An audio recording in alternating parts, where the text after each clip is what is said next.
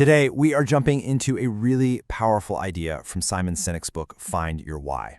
This isn't just theory, it's a hands-on guide to discovering that purpose, that thing that really drives you. We're going to unpack some of its most important ideas.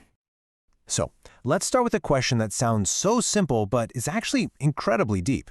Why do you really get out of bed in the morning? And no, I'm not talking about your alarm clock or your need for coffee. I mean, what is that deep down reason that makes the day matter? To get why that question is so important, we first have to talk about a distinction Sinek makes between happiness and fulfillment. Think about it. Happiness is great, right? It usually comes from what we do. We hit a sales target, we finish a project. But it's fleeting, it fades. Fulfillment, though, that's different. That comes from why we do what we do. It's a feeling that lasts because it connects our work to something bigger than ourselves. So, how do we find that lasting fulfillment? Well, Sinek gives us this brilliant framework he calls the Golden Circle.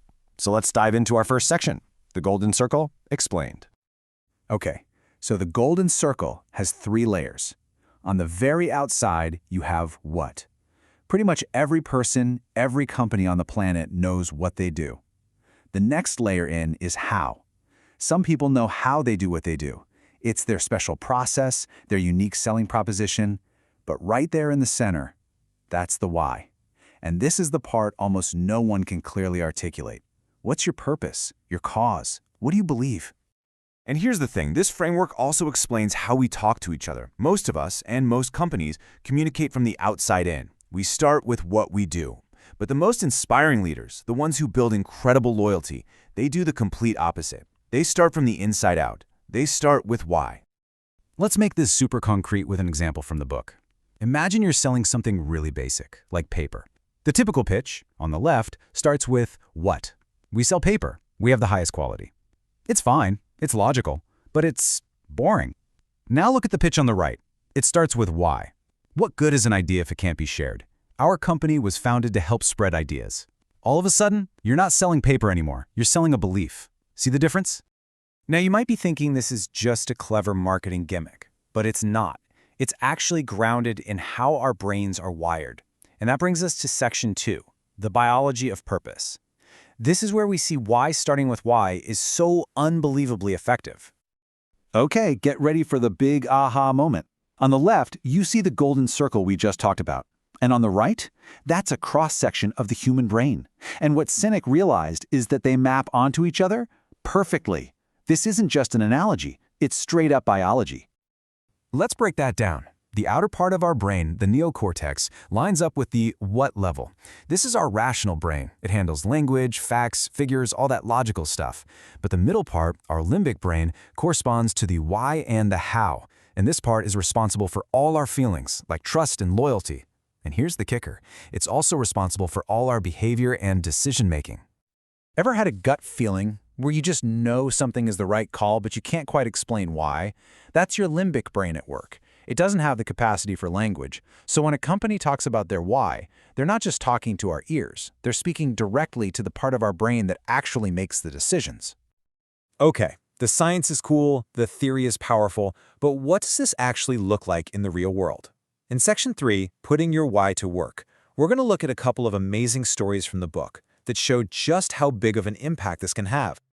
So, meet Steve. For 23 years, Steve's job was selling this highly specialized, super pure form of steel. His pitch was all about the what: lighter components, better efficiency, all the technical specs. Then one day, he's on a flight giving this pitch to one of the book's authors, Peter Docker. And Peter just looks at him and asks this simple but totally devastating question. But so what? Why should anyone care? That one question sent Steve on a journey, and after digging deep, they found his real why.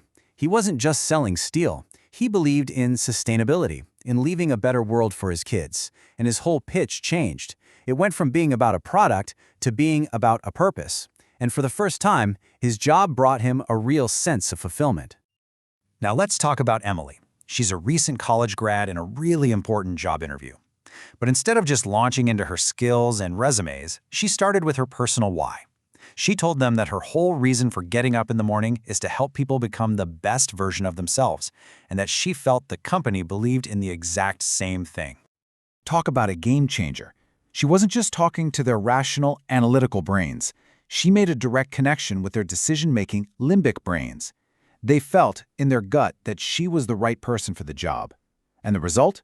She had a job offer waiting for her before she even made it home. That's the power of why. Okay, I'm guessing these stories have you fired up. So now you're probably asking, how do I do this for myself? How do I find my why? Well, let's get into it. Section 4. How to find your why. The good news is, the process is surprisingly simple. And here's the secret. Your why comes from your past, not your future. First, you gather specific emotional stories from your life. The high points, the low points, the memories that really mean something. Second, you look for the recurring themes in those stories. And finally, you pull it all together and draft a simple, one-sentence why statement. Now, there is one really important rule here. Don't do it alone. It is almost impossible to see the patterns in your own life with any kind of objectivity. It's like trying to read the label from inside the bottle. That's why having a partner, a trusted friend or colleague, is absolutely essential. They listen to your stories and help you spot that golden thread that connects everything. So once you've done the work and found those themes, you boil it all down into this beautifully simple format. To blank, so that blank. Let's break that down. That first blank is your contribution. It's the action you take, what you give to the world. And the second blank, that's the impact. It's the effect you want your contribution to have on other people. It's the whole point. And for the perfect example, let's just look at Simon Sinek's own why. His contribution is to inspire people to do the things that inspire them. And the impact? So that together we can change our world. It's so clear, so powerful, and it's totally focused on serving others. And you know, at the end of the day, this isn't just about finding your own personal fulfillment. When you understand your why and you learn how to share it, you can connect with other people who believe what you believe. And like Sinek says, it's about building something amazing together. So, we'll leave you with this final thought. Most of us spend years, maybe our entire lives, getting really good at the what and the how of our careers. We go to school, we get certifications, we practice.